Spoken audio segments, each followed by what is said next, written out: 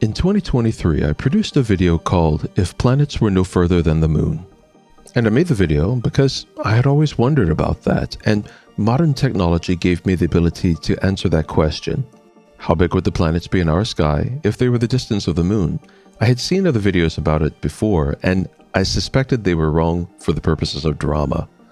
Like I had seen one in which Jupiter pretty much filled up one entire hemisphere of the sky. Many such videos are unfortunately pseudoscience and just made for dramatic effect because it gets viewers. And while it might not be dramatic, on my channel I'm going to stick to science. So I had at my disposal the technology to actually answer that question, and then portray the answer realistically. On a lovely but partly cloudy day, the day that you are seeing this video, I sent a drone up over the forest where I live to an altitude of 120 meters and had it hover there for 30 minutes. Shooting video of the sky and land the entire time. Then I turned to a virtual planetarium called Space Engine, which uses actual scientific data and astronomical imagery to portray the entire cosmos, to create the images that I needed of the planet. In Space Engine, I set a virtual camera 384,000 kilometers away from each planet, or the distance of the Earth from the Moon, and photographed the planet. Space Engine uses real imagery derived from probes such as those from NASA and ESA to create three-dimensional, yet photorealistic and accurate depictions of the planets. So using this technique, I was able to create CGI images of the planets that portray them accurately and at the correct size. And I set the camera to make the photograph as if it were using a 30mm lens, which is a very close approximation to the field of view the human eye would see. Then I light composited the image of the planet onto the sky and land video that I had shot with the drone. This portrayed the planets as if they were in the background, allowed the clouds to appear in front of the planets, and allowed atmospheric color to influence the appearance of the planets. This allowed me to create what I believe to be one of the most realistic depictions of what the planets would look like in a daytime sky were they the distance of the moon from Earth. Here's one of the replies I got for such an effort. This is 100% all AI, which is both an interesting and an amusing response as it is 100% inaccurate. Though I admit I have legendarily limited patience when it comes to what I think of as active stupidity, so my reply was, I tried to hire AIs, but they're all unionized now and too expensive. Instead, I employed Klingon mercenaries to drag the planets to 383,500 kilometers from Earth so I could photograph them. The great thing about Klingons is they take payments in bubblegum. Though I could just as easily have thanked the Tinfoil Hat Club for his comments and moved on, I guess. The thing is, I use CGI and special effects in my videos often to illustrate points and improve the quality of the imagery. The only AI that I have ever used until the very last video was the non-generative AI that we find in the blur and noise exterminators commonly used by astrophotographers everywhere. But in my quest to produce high-quality professional videos, I've often applied my decades of experience with CGI creation to create special effects to enhance the videos, in simple little ways here and there to illustrate points. For example, in that video that I made of the planets, that was extraordinarily simple CGI. I used a virtual planetarium, which is essentially a CGI generator, to create the photoreal, accurately sized planets, and the simple technique of compositing to overlay those images over the video that I shot of the sky. And I acquired the imagery by putting a Mavic drone in the air to an altitude of 120 meters over the forested landscape where I live, and having the drone hover stationary for about 30 minutes, filming the sky, land, clouds, and cloud shadow as they passed. The Mavic drones were extraordinarily capable drones, and it produced imagery that was easily stabilized, which then allowed me to composite the photos to the imagery without having to worry about additional motion tracking.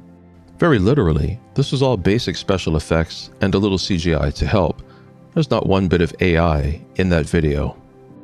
But what I found in creating videos like these is that there are a small percentage of people who, if they don't understand the technology and science behind how these things are done, they assume it's magic, the modern magic called AI. Let's shift gears and look at a different kind of post. In a recent video, this person wrote that, "My voice must be AI." And I hear this one a lot. Your voice is too perfect, it's too good. It must be AI. No, this is my actual voice.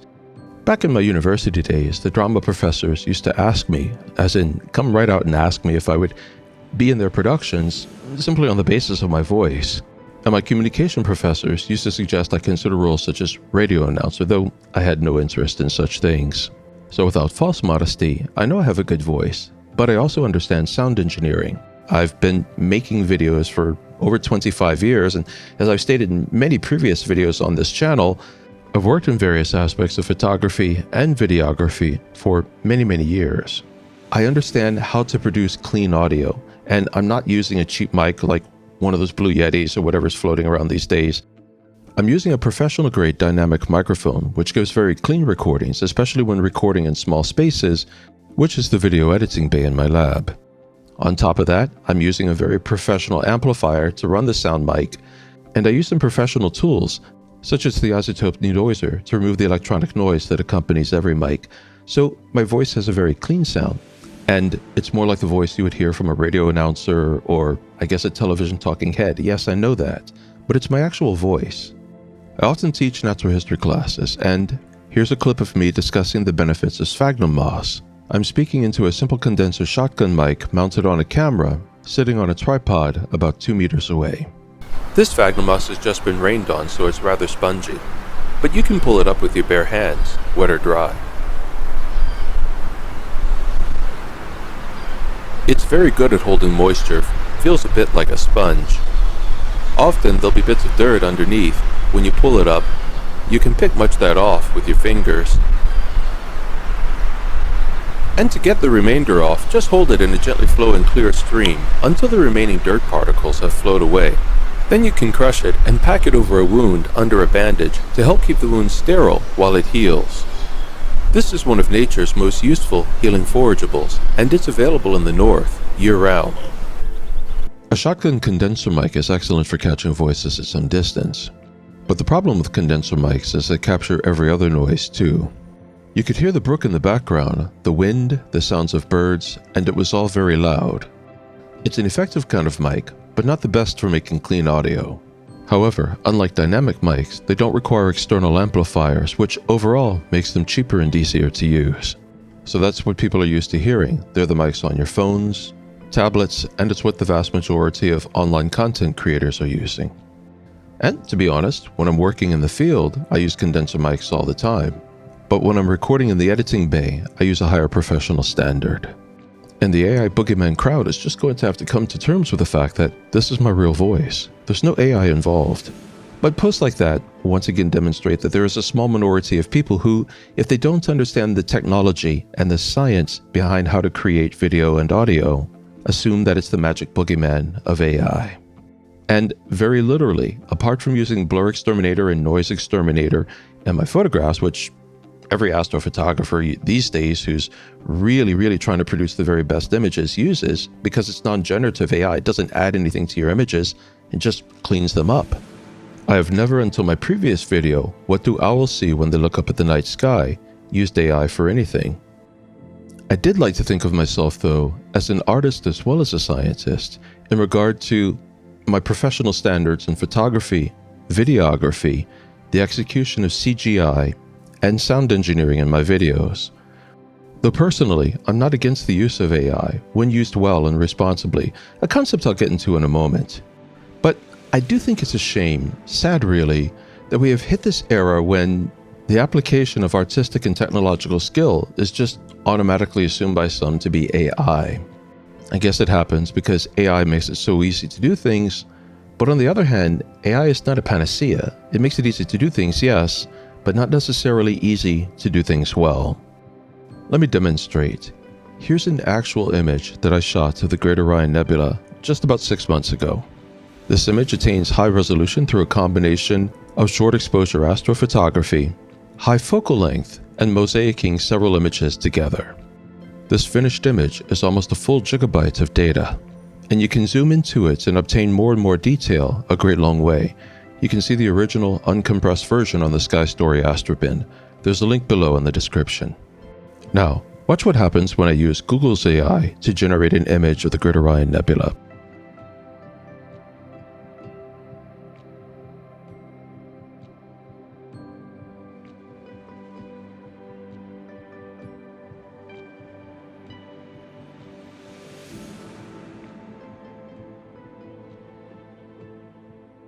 Google's AI is powerful and capable insofar as AI goes in the creation of various videos and images. Yet, this is the best it can muster. Let's put Gemini's image up beside mine. There's mine on the left and Gemini on the right. Gemini tries, but it's a far cry from good, to be frank. It doesn't look like a detailed astrophotography image. It looks like an astrophotography image trying to be detailed. So, let's talk about AI. Is it really the boogeyman? I'm often surprised that so many people in the astrophotography community struggle with this, because we use so much technology in this field that is on the forefront of technology, but for many in the astrophotography community, it has become a boogeyman. And I think the fears are that AI will be used to create fake imagery that persons will attempt to pass off as actual astrophotography. I get that. It's a legitimate fear. But any person skilled with the use of CGI, or even the practical special effects that were done before the age of digital photography and videography, can pull these things off. AI isn't necessary to fake anything. So maybe we should talk about what AI is, how it's used in astrophotography, and its potential to be used responsibly and productively in video production. And I can tell you right now, I'm going to be using it more as a video editing tool, because among the many video clips that I made for that video on how owls see the night sky, only 24 seconds were generated by AI, amounting to a total of 0.33% of the entire video. Those clips I felt added significant visual appeal to the video, but it would have taken me the equivalent of 3 working days to create them using old-fashioned CGI. So in the future, when I have to make special effects like that, if I can pull it off in 2 minutes with AI, I'm absolutely going to. It's not taking away anybody's jobs. I do all of this myself. And if I can create a VFX clip in 2 minutes and then get out and spend the rest of the day attending necessities like splitting firewood and hanging out with my dog and spending time with my wife, then I'm absolutely going to take advantage of AI from time to time in the future. So, if you're in the astrophotography community, unless you've been living under a rock, you're well aware that AI began to be adopted several years ago, most notably, I think, with the introduction of the tools by RC Astro known as the Blur Exterminator, Noise Exterminator, and Star Exterminator. And those tools, even now, several years later, are still considered the gold standard for what they do. A few content creators that I know of have been reactive against AI, putting out videos to the effect of, if you use AI in any way whatsoever, then your images are fake. And I can tell you, you absolutely do not need AI. That is, if you want to spend the equivalent of 30 or 40 working hours, dividing up an image into hundreds of discrete grids, separating out the high from the low frequency information, sharpening the high frequency information through a variety of contrast, microcontrast, and other refinement methods, balancing out the low frequency information so that it makes the most of that high frequency information, and making numerous changes to the image such as thousands of gamma adjustments to adjust each star to improve its appearance as best as possible. Or you can just turn all of those menial tasks over to something like Blur Exterminator, and its AI will take care of those tasks in a few minutes. Contrary to myth, AI is not conscious, it's not sentient, it's just a sophisticated kind of algorithm. It has no imagination, no motivation, no initiative, no drive, no ambition, no goals, and no experience of the world as humans know it. To provide the information that we want, it has to be trained in what we are looking for. But when well executed, this AI is a sophisticated algorithm that greatly speeds up menial tasks that otherwise we would have to do. The development of calculating technology from the abacus to the modern computer has always been about removing menial tasks to free us up to do the higher tasks. Let me illustrate. In my previous video about what owls see in the night sky, very literally, as I said earlier, the first video in which I've ever incorporated any AI other than the Blur Exterminator, Noise Exterminator, and Star Exterminator, there were 3 video clips made with AI. Here they are. Everything else in that video was either created from photography and videography that I shot, or with CGI special effects using tools such as those found in HitFilm and Space Engine. In fact, this video clip was all created from actual imagery. The nebulosity was shot by NASA, and the image of my silhouette was shot by me. I simply used the AI to composite in some stars in motion, give the nebula an effect as if it's being walked into, and finally, to smoothly composite in my silhouette. Let's take one of those 8-second clips, this one of the owl looking up the night sky. I could have made this clip with CGI, but it needs a place to begin, and the place to begin would be with an owl. While I have many photos and video clips of owls that I myself have filmed, I don't have any of an owl that happens to be looking up.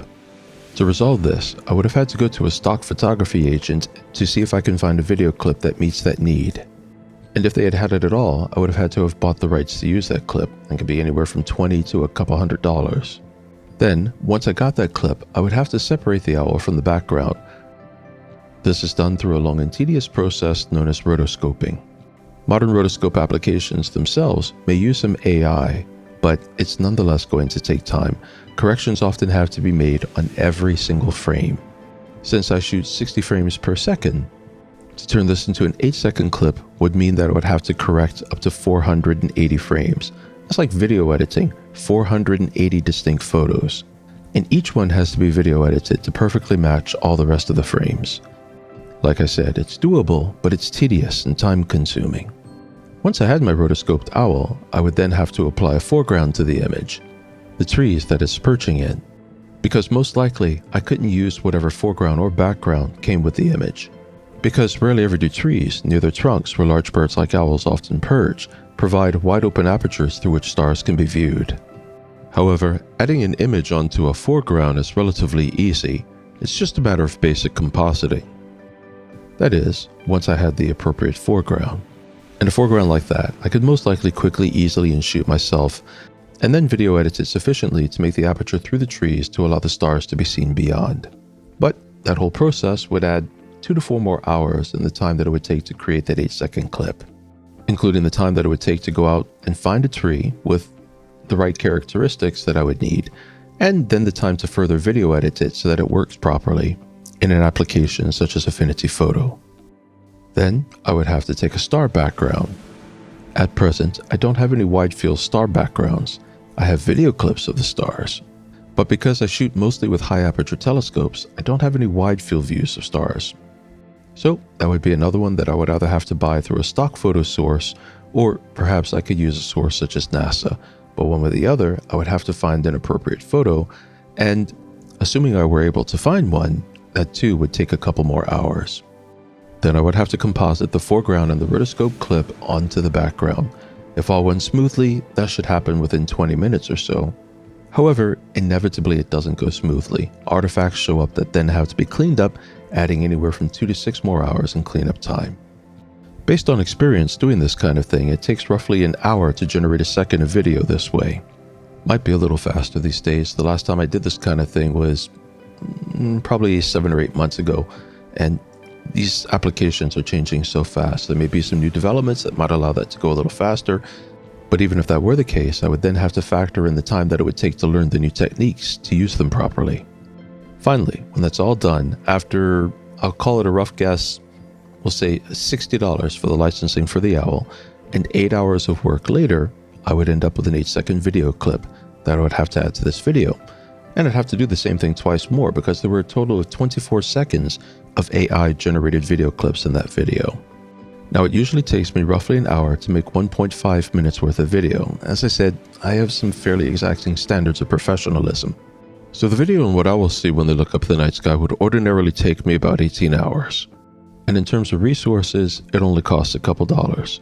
But if I had not used AI to generate those 24 seconds worth of clips, it would have taken 24 additional hours for a total of 38 hours and cost, I guess, around $60 to make that clip.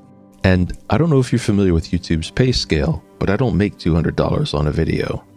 I make these videos as an educational service and to share my love of science and my passion for astrophotography. This isn't a money-making endeavor. If you've ever wondered how much YouTube pays, it's not much at all. There's a bit of a shallow scale that goes up as you get more hits.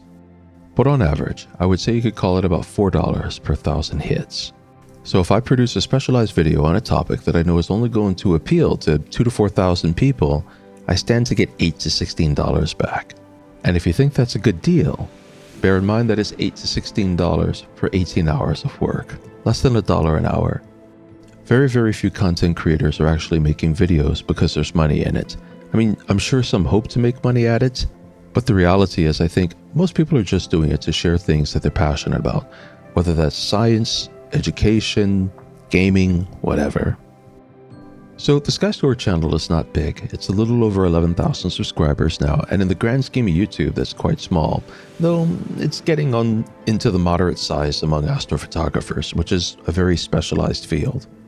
And as the channel has grown, Google has extended some opportunities to me.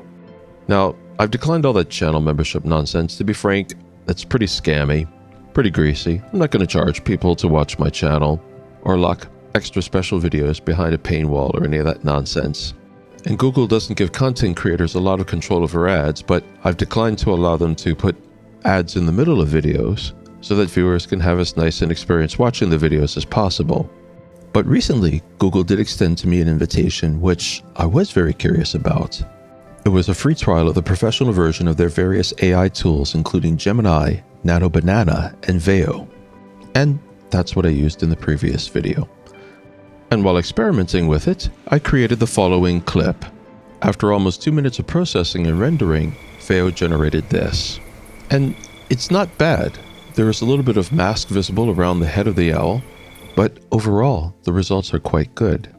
However, they weren't all quite good. My initial idea had been to have Veo portray an owl flying beneath the night sky. And I had Veo run several iterations of this idea, which produced things like this.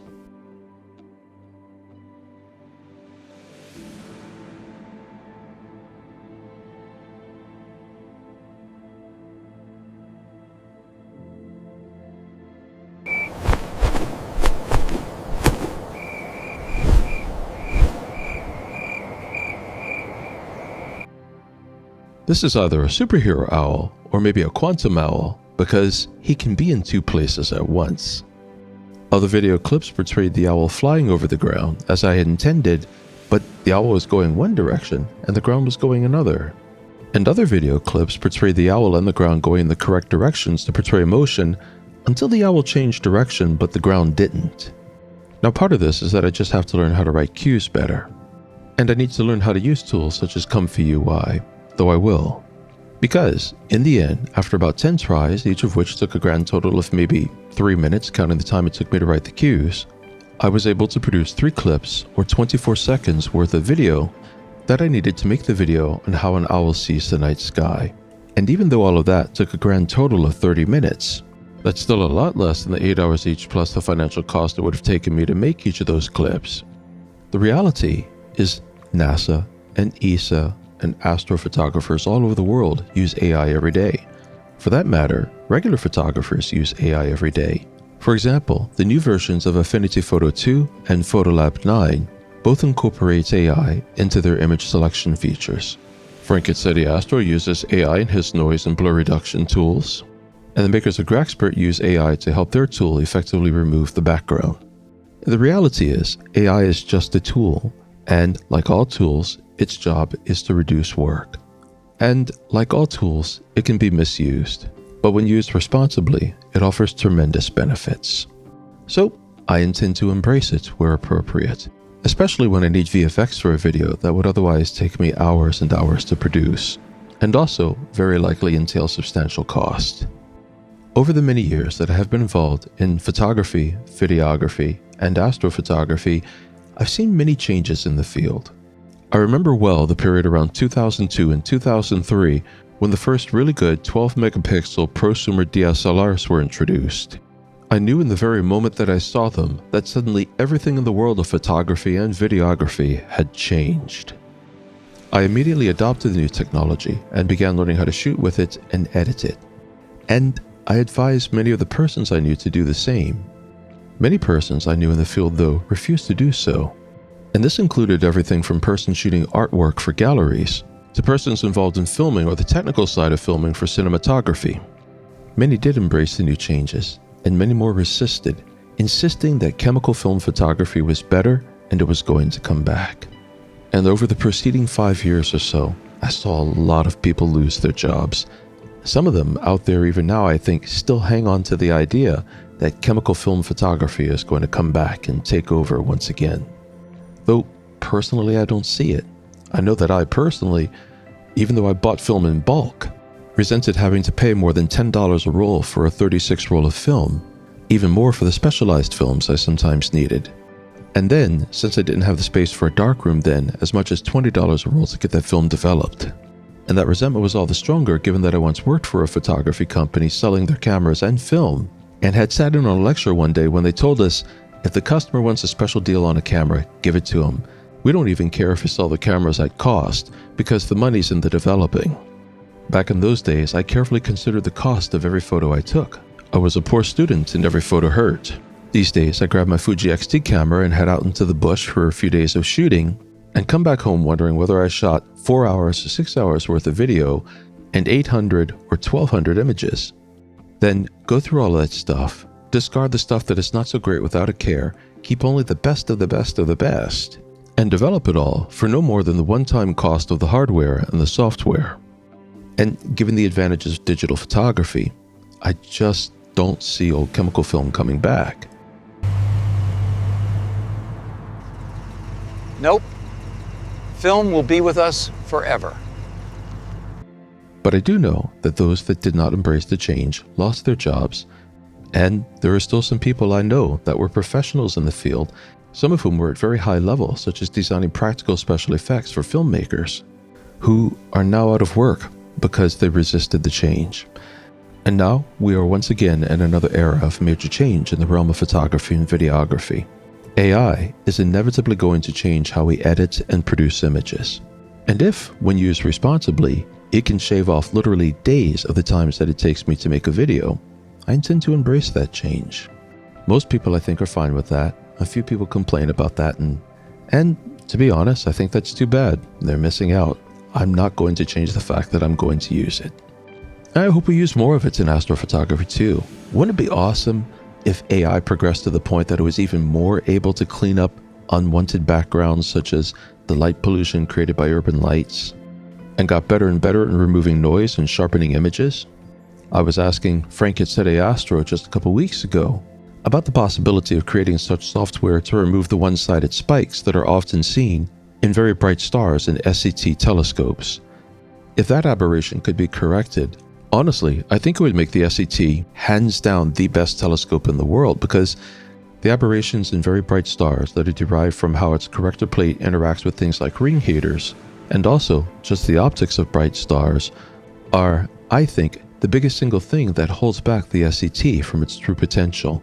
Though there are models of SCT telescopes that don't have a corrector plate in front, but I need the corrector plate myself. It's an imported dust shield because living way back in the woods, there is a lot of dust in the form of regular dust and blowing pollen and fungal spores. If I were to try using an open body telescope around here, I would end up having to disassemble it entirely to clean it at least a couple times per year. Frank said it would be very hard to create such software, and I mean, look at what the man's accomplished now. I am sure he knows his stuff. Though I hope one day we see such software, and I'm sure we will. And I'm certain this complex, menial, and repetitive task will be done by AI. I've always been amazed how in every realm of photography, there are plenty of hardcore diehards that remain absolute Luddites in terms of adopting new changes, obsessed with the idea that some old way of doing photography is the only way to do it. All photography technology that came after this is wrong. Now let's be frank, you've known people like that, and I've known people like that. If you operate in the realm of photography or videography long enough, you get to know them. They're often called picture snobs. And I was surprised to learn when I created this channel, there are even process snobs. Persons who hold a rigidly firm belief that the only way to process and create images is the old way. Ways done with tools like PixInsight, which were created decades ago, which were excellent in their time, but are now becoming dated. But I can tell you now, as an astrophotographer, I intend to embrace this technology because it empowers our future. We'll be able to produce better, cleaner, and more professional work, and push the frontiers of our telescopes and cameras even further. And it allows opportunities to create educational stills and videos to illustrate points that would take hours in just minutes. It does the menial labor. And it can even throw in the occasional humorous content. When I started this channel, I showed the power of layer-based photography to much of the astrophotography community, and I incorporated other powerful techniques such as frequency separation to further the development of the information we already had. And much of that was to the kicking and screaming of the photography and videography Luddites that just refused to embrace a new way of doing things. And I'll be doing that again. There'll be more videos like this on the Sky Story channel. I hope you come along for the journey though. It should be fun.